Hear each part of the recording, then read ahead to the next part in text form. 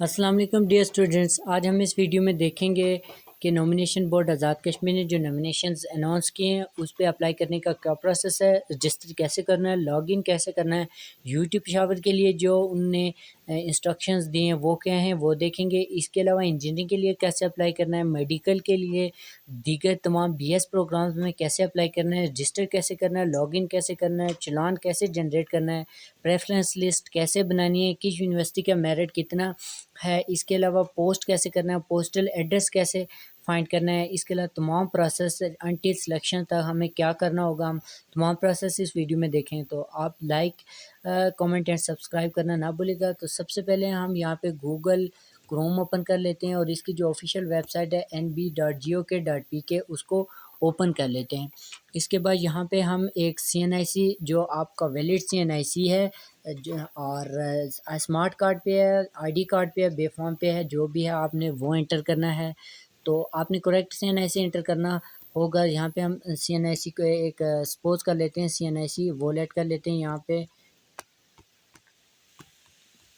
ये हमने एक CNIC लेट कर दिया और यहाँ पे पासवर्ड। तो स्टूडेंट्स यहाँ पे मैंने CNIC तो लिख दिया, लेकिन वो स्टूडेंट्स जो एक या एक से ज़्यादा बार यहाँ पे खुद को लॉग इन कर चुके हैं या अप्लाई कर चुके हैं वो स्टूडेंट्स लॉग इन करेंगे, जबकि जो न्यू स्टूडेंट्स हैं, अपकमिंग स्टूडेंट्स हैं, वो रजिस्टर करेंगे। यानी न्यू आने वाले स्टूडेंट्स के लिए रजिस्टर का ऑप्शन है, जो ऑलरेडी अप्लाई कर चुके हैं उनके लिए लॉगिन का ऑप्शन है। वो अपनी CNIC और पासवर्ड डाल के तो लॉगिन कर सकते हैं। चूँकि मैं पहले से लॉग्ड इन हूँ इसलिए मैं अपना CNIC और पासवर्ड यूज़ करके लॉगिन कर सकता हूँ। इसके अलावा यहाँ पे कुछ इंस्ट्रक्शंस दी गई हैं कि आप नॉमिनेशन के लिए में अप्लाई करते वक्त जिस यूनिवर्सिटी का सिलेक्शन कर रहे हैं आपको सबसे पहले उस यूनिवर्सिटी के पोर्टल पे भी खुद को रजिस्टर करना होगा। अदरवाइज़ अगर आपकी नॉमिनेशन हो जाती है और यूनिवर्सिटी का जो डेडलाइन है वो गुजर जाती है तो उस सूरत में आपकी नॉमिनेशन कैंसिल हो जाएगी। और जो जो जो स्टूडेंट यूटी पेशावर में सिविल इंजीनियरिंग के लिए अप्लाई करना चाहते हैं तो वो अप्लाई तो करें, मगर जो फाइनल मेरिट होगा वो यूटी ही डिसाइड करेगी। सबसे पहले नॉमिनेशन बोर्ड डिसाइड करेगा और कुछ स्टूडेंट्स को अनाउंस करेगा। उसके बाद जो यूटी पेशावर होगा वो ओवरऑल पाकिस्तान और तमाम कोटा सीट्स पे जो मेरिट है वो बनाएगा और टॉप रेटेड जो स्टूडेंट्स होंगे उनको एडमिशन लेटर भेजेगा। तो हम यहाँ पे स्टूडेंट्स रजिस्टर कर लेते हैं खुद को और रजिस्टर करते वक्त यहाँ पे हम एक CNIC हम यहाँ पे CNIC लिख लेते हैं। CNIC आपने वो लिखनी है जो आपके स्मार्ट कार्ड, आईडी कार्ड और बेफॉर्म पे दी गई है। करेक्ट CNIC लिखनी है। रॉन्ग इन्फॉर्मेशन प्रोवाइड करने पर आपकी नॉमिनेशन कैंसिल हो सकती है। इसके बाद यहाँ पे हम एक ईजी सा पासवर्ड क्रिएट कर लेते हैं। ये पासवर्ड आपने याद रखना होगा क्योंकि बाद में इसी पासवर्ड से आप अपने नॉमिनेशन का जो प्रोसेस होगा, जो सिलेक्शन है, स्टेटस है, वो आप चेक करेंगे। तो यहाँ पे आपने देखा हमारे पास फ्रंट पेज ओपन हो गया। यहाँ पे डैशबोर्ड पे 3 चीज़ें दी गई हैं। सबसे पहले आपने पर्सनल डिटेल फिल करनी है, उसके बाद एकेडमिक डिटेल है, उसके बाद पर्सनल डिटेल और नीचे जो पोस्ट के जो दिया गया है कि एप्लीकेशन फॉर्म सबमिशन, वो सबमिटेड के लिए कि आप कैसे सबमिट कर रहे हैं, आपका कहाँ तक पहुँचा, स्टेटस क्या है, तो वो एंड पे देखेंगे। सबसे पहले हम पर्सनल इन्फो फिल कर लेते हैं। पर्सनल इन्फो में सबसे पहले आपने फुल नेम लिखना होगा, जो आपके लास्ट जो आपके पास सर्टिफिकेट है एजुकेशनल। फॉर एग्जांपल अगर आप किसी ग्रेजुएशन या प्री इंजीनियरिंग प्रोग्राम, मेडिकल और बीएस प्रोग्राम के लिए अप्लाई कर रहे हैं तो उसके लिए आपका FSC, FA जो भी है, जो भी मेरिट है, क्राइटेरिया वो होना लाजमी है। तो नेम आप वही लिखेंगे जो आपके इंटर के रिज़ल्ट कार्ड पे मेंशन है। तो यहाँ पे हम कोई एक नेम लेट कर लेते हैं और उसके बाद यहाँ पे हम फादर नेम लिख लेते हैं।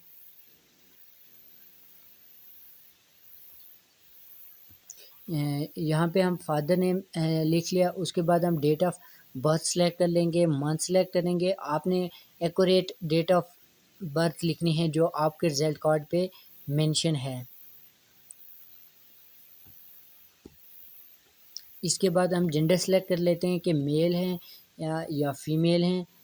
और उसके बाद आप यहाँ पे एक मोबाइल नंबर लिख लेते हैं जो आपके पास चल रहा है, क्योंकि उससे जो नॉमिनेशंस नॉमिनेशन बोर्ड है उसकी तरफ से मुख्तलिफ डॉक्यूमेंट्स टेस्ट इंटर टेस्ट के लिए इस नंबर पे आपको कॉल्स की जाएंगी।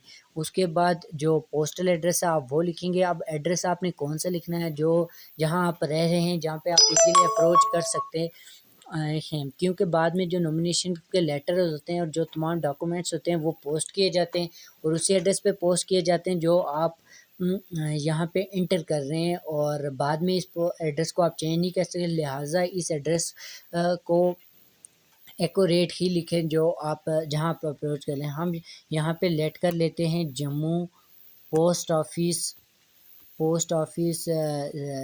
श्रीनगर, ये हम लेट कर रहे हैं, मगर आपने यहाँ पे एक्यूरेट अपना एड्रेस ही लिखना है। और यहाँ पे साथ ही साथ एक और अहम चीज़ बताता चलूँ कि आप कोई भी पोस्टल एड्रेस या पोस्टल एड्रेस लिखते हुए आपको सबसे अहम चीज़ जो है वो पोस्टल कोड आपने लिखना होता है, क्योंकि एक सेम एड्रेस भी हो सकता है डिफरेंट प्लेसेस का, लेकिन जो पोस्टल कोड होता है वो हर जगह का अपना अलग होता है। तो आपके एरिया का जो पोस्ट ऑफिस है उसको आप गूगल कर सकते हैं और वहाँ से अपना पोस्टल कोड सर्च कर सकते हैं। हम फर्स्ट कर लेते हैं कि इस जगह का पोस्टल कोड ये है, और उसके बाद परमानेंट एड्रेस भी हमारा यही है, मगर आपने वही लिखना है जहाँ पे आप अप्रोच कर सकते हैं, इजीली अप्रोच कर सकते हैं। अगर आपको बाद में कोई लेटर वगैरह या किसी किस्म के कोई डॉक्यूमेंट वसूल होता नॉमिनेशन की तरफ से भेजा जाता है तो आप इजीली उसको अप्रोच कर सकते हो। उसके बाद डिस्ट्रिक्ट सेलेक्ट करते हुए आपको एहतियात करनी चाहिए, क्योंकि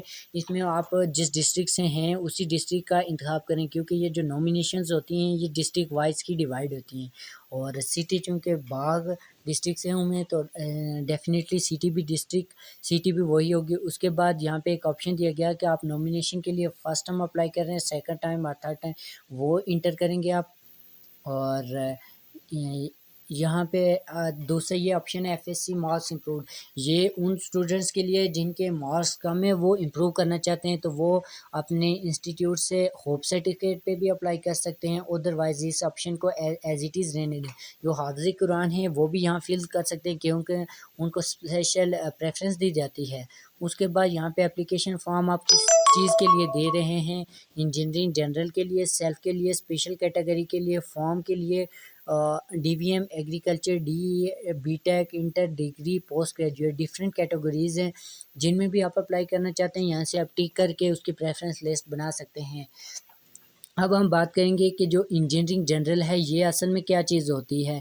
अब इंजीनियरिंग जनरल में आने वाले स्टूडेंट्स वो स्टूडेंट्स हैं जो कि ओपन मेरिट के स्टूडेंट्स, किसी भी यूनिवर्सिटी के ओपन मेरिट के स्टूडेंट के जो फीस पे करते हैं उसके मुताबिक पे करेंगे। अब जो सेल्फ वाले हैं इस पे सिलेक्शन करते हुए आपको एहतियात करनी चाहिए, क्योंकि सेल्फ पे से वही स्टूडेंट्स अप्लाई कर सकते हैं जो फ़ीस अफोर्ड कर सकें। और जो सेल्फ के लिए स्टूडेंट्स की फ़ी होती है वो मिनिमम और मैक्सिमम मिनिमम 2 लैक्स अबव होती है। तो जो स्पेशल कैटेगरी है वो चंद स्पेशल जो इंजीनियरिंग के प्रोग्राम्स में उनके लिए। इसके बाद डी फार्म में भी आप अप्लाई कर सकते हैं डिफरेंट इंस्टीट्यूशन में। इसके अलावा डीवीएन में भी आप अप्लाई कर सकते हैं। Agriculture, DA, BTech, inter, degree, post graduate, तमाम इन जो दिए गए लिस्ट है इसमें से आप किसी एक का भी सिलेक्शन कर सकते हैं। हम यहाँ पे सबसे पहले इंजीनियरिंग जनरल के लिए देखेंगे, क्योंकि सेल्फ पे जो फीसिस हैं वो बहुत हाई हैं, अगर हम अफोर्ड नहीं कर सकते। और स्पेशल के लिए भी चूँकि इसमें सीट्स कम होती हैं तो चांसेस डेफिनेटली कम होते हैं। इसके अलावा डी फार्म, डीवीएन जिस चीज़ पे भी आप अप्लाई करना चाहते हैं आप उस चीज़ की सिलेक्शन करते हैं, तो हम इंजीनियरिंग जनरल के लिए सिलेक्शन कर लेते हैं। उसके बाद इन इंफॉर्मेशंस को हम सेव एंड नेक्स्ट कर लेते हैं। तो ये देखें हमारे पास जो पर्सनल इन्फो था वो तो कंप्लीट हो गया। अब हमने आगे क्या करना, इससे आगे हमने अब एजुकेशनल रिकॉर्ड देखना है। अब चूँकि आपके ग्रेजुएशन के लिए बीएस 4 इयर्स प्रोग्राम के लिए अप्लाई कर रहे हैं, तो आपकी जो डिग्री है वो डेफिनेटली आपके पास इंटर ही होनी चाहिए। तो इंटरमीडिएट प्री इंजीनियरिंग हम यहाँ पे सिलेक्ट कर लेते हैं अगर इंजीनियरिंग के लिए अप्लाई किया। अगर किसी और प्रोग्राम के लिए अप्लाई किया आप F A, F S C, जो भी है आपकी डिग्री आप वो यहाँ से सिलेक्ट करेंगे। इसके बाद आप किस बोर्ड से आपने ये डिग्री हासिल किया उस बोर्ड का नाम लिखेंगे। और तो और साथ ही साथ जो रोल नंबर है वो आपने जो आपके इंटरमीडिएट के रिजल्ट कार्ड पे लिखा है वही इंटर करना है। रॉन्ग रोल नंबर अगर इंटर करेंगे तो वो ऐसी रॉन्ग इन्फॉर्मेशन के सूट में आपकी नॉमिनेशन कैंसिल हो सकती है। उसके बाद आप किस ईयर में आपने पास की है आप वो ये लिखेंगे, आपके नंबर कितने हैं। तो उसमें यहाँ पे भी अक्सर स्टूडेंट कंफ्यूज होते हैं कि हमारे 600 नंबर हैं, हमारे 700 नंबर हैं, 800, तो क्या हमें नॉमिनेशन पे अप्लाई करना चाहिए? नहीं, हमारी नॉमिनेशन होगी नहीं, किस इंस्टीट्यूट में होगी नहीं। तो यहाँ पे मैं आपको बताता चलूँ स्टूडेंट कि जिन स्टूडेंट के नंबर 760% से अबव हैं वो तमाम स्टूडेंट अप्लाई कर सकते हैं, और जिसके 700-800 नंबर हैं वो भी अप्लाई कर सकते हैं। इसी कैटेगरी में ही आते हैं कि जिनके 60% से अबव ही ये नंबर आते हैं, तो अप्लाई कर सकते हैं। और डिफरेंट इंस्टीट्यूशन में अप्लाई करेंगे तो आपकी चांसेस मैक्सिमम होंगे। तो स्टूडेंट्स आपके जितने भी ना 60% से अगर अबव नंबर हैं तो आप ज़रूर अप्लाई कीजिएगा। और यहाँ पे हम टोटल मार्क्स लिख देते हैं और यहाँ पे इसको ऐड कर देते हैं। अच्छा, यहाँ पे एक चीज़ बहुत अहम है जो कि यहाँ पे मेंशन नहीं की गई। अक्सर स्टूडेंट इसमें कंफ्यूज हो जाते हैं कि अब यहाँ से प्रेफरेंस कैसे बनानी है। प्रेफरेंस बनाने के लिए आपने सबसे पहले अपना जो आपने टेस्ट दिया हुआ है एंट्री टेस्ट, आपने उस टेस्ट का सिलेक्शन करना होगा। अगर फ़र्ज़ किया आप इंजीनियरिंग के लिए अप्लाई कर रहे हैं तो आपके पास ई कैट ईटा टेस्ट का होना लाजमी है। बाज़ स्टूडेंट सोचते हैं कि हमने जिस यूनिवर्सिटी में अप्लाई किया उसका महसूस टेस्ट तो दे दिया है, क्या उस पर सिलेक्शन हो जाएगी? तो बिल्कुल भी नहीं होगी, क्योंकि नॉमिनेशन के लिए जो बाकायदा जो 2 टेस्ट हैं ईटा और ई कैट इंजीनियरिंग के लिए आपको वो देने पड़ेंगे। मेडिकल के लिए आपको एमडी कैट का टेस्ट देना पड़ेगा, और दीगर जो डी फार्म डीवीएम है उनके लिए जो दीगर टेस्ट जो है ना स्पेसिफाइड है आपको वो देने पड़ेंगे, जो एचईसी की तरफ से मेंशन्ड है। इसके बाद आपने ये सिलेक्ट करना है कि आपने जो एंट्री टेस्ट दिया है वो किस यूनिवर्सिटी का दिया है। तो आप यहाँ पे लिख लेते हैं कि आपने यूईटी लाहौर का दिया है या यूईटी पेशावर, जो भी आपने दिया है आप वो लिख सकते हैं। आप यहाँ पे टेस्ट का नेम लिख सकते हैं, और साथ ही साथ जो रोल नंबर आपके टेस्ट पे मेंशन है, यानी कि जो आपने अगर यूईटी लाहौर के लिए अप्लाई किया तो डेफिनेटली वहाँ से आपको एक रोल नंबर या रजिस्ट्रेशन नंबर इशू होगा जिस पे आपने टेस्ट दिया, आप वो यहाँ पे इंटर करेंगे। उसके बाद जिस ईयर में आपने ये टेस्ट दिया आप वो ये लिखेंगे, और आपके जो मार्क्स ऑब्टेन्ड है, आपने कितने नंबर लिए हैं आप वो नंबर लिखेंगे। यहाँ पे स्टूडेंट आपको एक बात ज़रा गौर रखनी चाहिए कि अगर आपके ई कैट और ईटा के जो एंट्री टेस्ट होते हैं उनके जो मार्क्स होते हैं वो मैक्सिमम मार्क्स स्कोर नहीं किए जाते, उनके पासिंग मार्क्स नहीं होते। आपके अगर 800 में से 100 नंबर भी हैं तब भी आपको मेंशन किया जाएगा। तो मैक्सिमम स्कोर करने की कोशिश करें, मगर जितने भी हैं आप बगैर किसी परेशानी के इंटर कर सकते हैं। और ई कैट और ईटा का तो इस बार सिलेबस चेंज हो गया है, उसके 100 नंबर का उसका पेपर होता है और उसमें नेगेटिव मार्किंग भी नहीं होती, लेकिन ई कैट में आई थिंक नेगेटिव मार्किंग भी होती है और उसके 800 नंबर होते हैं। तो यहाँ से आप इस चीज़ को ऐड कर लेते हैं। यहाँ पे आपने देखा कि हमारे पास एंट्री टेस्ट और डिग्री इन्फॉर्मेशन दोनों आ गए, तो हम यहाँ से कंटिन्यू कर लेते हैं। अब हमारे पास डैशबोर्ड पे जो 3 चीज़ें दी गई थी उनमें से 2 हो गई हैं, पर्सनल इन्फो, एजुकेशनल इन्फो। अब हमने प्रेफरेंस सेलेक्ट करनी है। अब स्टूडेंट प्रेफरेंस सेलेक्ट करते हुए अक्सर स्टूडेंट कंफ्यूज हो जाते हैं, प्रेफरेंस कैसे बनानी है, किस प्रोग्राम में कैसे अप्लाई करना है, किस इंस्टीट्यूशन में किस प्रोग्राम का मेरिट कितना हाई है। तो स्टूडेंट्स पाकिस्तान में जितनी भी यूनिवर्सिटीज़ हैं, अगर आप इंजीनियरिंग के लिए अप्लाई कर रहे हैं तो सिविल इंजीनियरिंग का मेरिट हाई है, उसके बाद मैकेनिकल इंजीनियरिंग है और इलेक्ट्रिकल इंजीनियरिंग है, फिर दीगर तमाम आ जाते हैं। मगर आप जिस यूनिवर्सिटी के लिए अप्लाई कर रहे हैं उसके पोर्टल पे जाएं, last closing merit list open करें और वहाँ से देख के आप सेलेक्ट कर सकते हैं। बाज़ स्टूडेंट यहाँ पे एक खिचड़ी सी बना देते हैं, ऐसे ही 4-5 या ज़ायद प्रोग्राम में इंटर कर देते हैं, खुद को रजिस्टर कर देते हैं, प्रेफरेंस बना देते हैं, मगर उसका कोई ऑर्डर ना होने के बाद वो उनकी नॉमिनेशन नहीं हो पाती। तो यहाँ से हम देखेंगे कि यहाँ से हम डिग्री को कैसे सेलेक्ट करते हैं, प्रेफरेंस कैसे बनाते हैं। तो स्टूडेंट्स हम सबसे पहले सिविल, अगर हम इंजीनियरिंग के लिए अप्लाई कर रहे हैं तो सबसे पहले हम सिविल इंजीनियरिंग के लिए अप्लाई करते हैं, और इसके लिए मुख्तलिफ़ यूनिवर्सिटीज़ का यहाँ पे मेंशन, सबसे पहले यूटी लाहौर का हम मेंशन कर लेते हैं और यहाँ से ख़ुद को ऐड कर लेते हैं, सही है। उसके बाद हम इसी सिविल इंजीनियरिंग में ही किसी और यूनिवर्सिटी में भी अप्लाई कर देते हैं, तो वो यूनिवर्सिटी यूईटी टेक्सला हो सकती है, उसमें अप्लाई कर देते हैं और दूसरी प्रेफरेंस लिस्ट सेलेक्ट कर लेते हैं। अब इसके बाद यहाँ पे हम यूटी पेशावर के लिए सिलेक्शन करना चाहते हैं, यहाँ से सिलेक्शन करके खुद को ऐड करेंगे तो यहाँ एक प्रेफरेंस ये बन जाएगी। उसके बाद यहीं पे आप खुद को एनईडी के लिए, एनईडी कराची के लिए भी रजिस्टर कर सकते हैं, मेहरान इंजीनियरिंग यूनिवर्सिटी जामशोरो के लिए भी रजिस्टर कर सकते हैं, बलूचिस्तान यूनिवर्सिटी के लिए भी और कायदे अवाम। तो हम यहाँ पे एनईडी के लिए, मेहरान यूनिवर्सिटी के लिए भी खुद को रजिस्टर कर लेते हैं। अच्छा, इसके बाद स्टूडेंट्स अब मुख्तलिफ चूँकि प्रोग्राम्स हैं, तो यहाँ पे हम इस सिविल इंजीनियरिंग के बाद अब मैकेनिकल इंजीनियरिंग में अप्लाई कर देते हैं। तो इसके लिए सबसे पहले हम यूटी लाहौर के मेन कैंपस में अप्लाई कर देते हैं। उसके बाद यूटी लाहौर का काला शाह काकू का कैंपस है, उसमें अप्लाई कर देते हैं। और दीगर तमाम यूनिवर्सिटी जिनमें ये प्रोग्राम हो रहा है वो आपके सामने मेंशन है।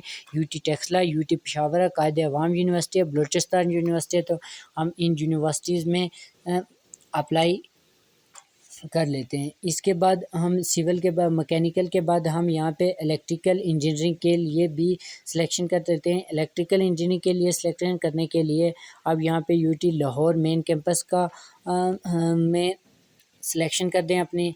उसके बाद यहाँ पे हम इसके डिफरेंट जो कैंपसेस है, सब कैंपसेस हैं, उनमें भी अप्लाई कर सकते हैं। अब जीसी यूनिवर्सिटी है और यूटी टेक्सला है, इनमें भी अप्लाई करते हैं। स्टूडेंट यहाँ पे अप्लाई करते हुए आपको एक बात बताते चलूँ, इस्लामी यूनिवर्सिटी ऑफ बहावलपुर में स्टूडेंट्स के लिए 96, आज़ाद कश्मीर के स्टूडेंट के लिए डिफरेंस प्रोग्राम 96 सीट्स अनाउंस की गई, जो कि दीगर तमाम यूनिवर्सिटी की निस्बत से बहुत ज़्यादा है। चूँकि ये जनरल यूनिवर्सिटी है, इसलिए अक्सर स्टूडेंट सोचते हैं यहाँ पे प्रोग्राम रिकॉग्नाइज्ड हैं या नहीं है, स्टडी कैसी है। तो स्टूडेंट बताता चलूँ, मैं खुद इस्लामी यूनिवर्सिटी ऑफ बहावलपुर का स्टूडेंट हूँ और ये एक बेहतरीन यूनिवर्सिटी है, बेहतरीन लैब्स हैं। तो आप सिलेक्शन करते हुए इसका सिलेक्शन भी कर सकते हैं। तो हम यहाँ से इलेक्ट्रिकल इंजीनियरिंग के लिए इस्लामी यूनिवर्सिटी ऑफ बहावलपुर के लिए ख़ुद को ऐड कर देते हैं।